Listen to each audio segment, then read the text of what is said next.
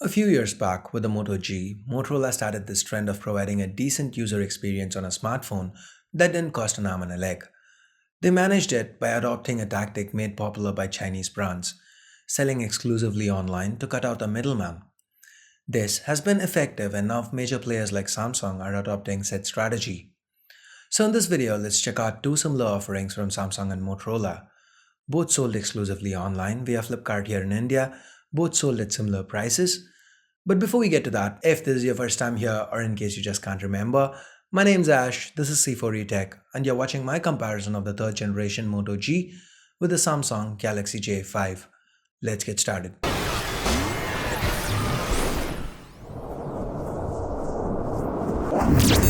As always, let's start with the build.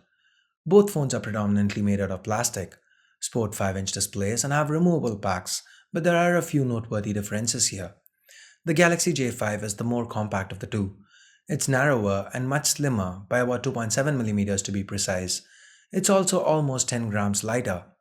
The Moto G, on the other hand, has a front-facing speaker, the curved back helps with ergonomics, and the pattern to the back makes it easier to grip. The J5 with its smooth back can have a tendency to feel slippery at times.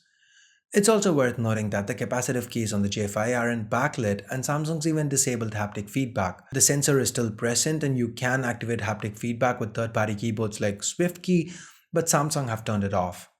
The Moto G opts for on-screen keys instead. Next, let's talk displays. Both phones sport 5 and 720p displays, that's 294 pixels per inch if you're keeping count. While the J5 uses a Super AMOLED display, the Moto G opts for an IPS panel instead. Both are quite sharp and should make for a decent experience. If you look closer, surprisingly the whites are whiter on the J5's AMOLED display, and in traditional AMOLED fashion, the blacks are also deep, meaning the J5 wins on contrast and saturation. The display on the J5 is also brighter, so it performs better outdoors under direct sunlight. Do note that these aren't deal breakers and the Moto G has quite a decent display. The differences are noticeable only when you put both displays side by side and compare. It's also worth mentioning that Samsung hasn't included an auto brightness sensor on the J5 and you'd have to manually adjust brightness. Now that's disappointing. Moving on, let's now talk internals.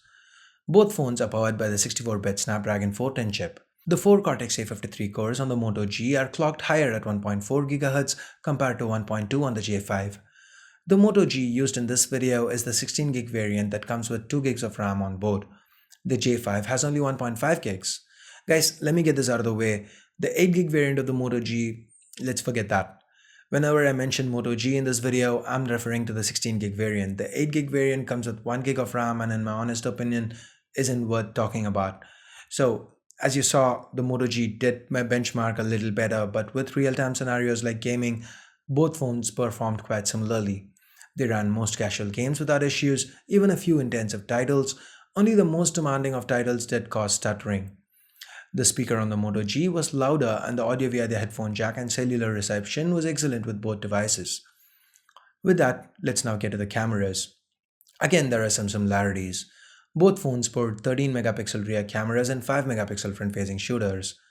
The Moto G did a better job here. The colors were a bit more accurate, the processing a little cleaner.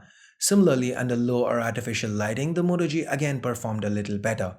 It did a marginally better job, but a better job nonetheless. Both phones can shoot 1080p videos and the performance was similar to what we saw with still images. With the front cameras, the J5 holds the advantage. It uses a wider angle lens. There's also an LED light that you can turn on if the situation so demands. Overall, the camera performance was good with both devices, but the Moto G managed to edge the J5 out here. Next up, battery. The J5 sports a 2600 mAh user replaceable battery compared to a 2470 mAh non-user replaceable battery on the Moto G. The battery life on both devices was stellar. We got about 4 hours of screen on time with the Moto G, about a half hour more with the J5. On a looping video playback test, the Moto G lasted about 9 hours while the J5 lasted 10. With that, let's now move on to software. Both phones run on Android 5.1 Lollipop. With the Moto G, Motorola has largely left the UI untouched. There are a couple of Motorola apps here, but barring those on the camera app, it's stock Android. The few tweaks that Motorola has brought to the table do work quite nicely. Whether it's the various gestures like chop to turn on the flashlight or double twist to launch the camera, They function as advertised, and I actually found myself using them a lot. The active display is also a pleasure to use, with the screen lighting up each time you get a notification or pick up the phone to provide you quick access. With the J5, we have Samsung's TouchWiz UI on top. This is the new TouchWiz, meaning the performance is quite good. There are a few Samsung apps here. You get the theme store to customize the look and feel of the user interface. There are a few power saving options included as well. In association with GameLoft, the J5 ships with an app called Game Zone on board. This app provides you in-game credits for up to 3200 rupees for these 4 games. If you are interested in any of these games, this might just be a great deal for you. Overall, the user experience on both devices was fluid.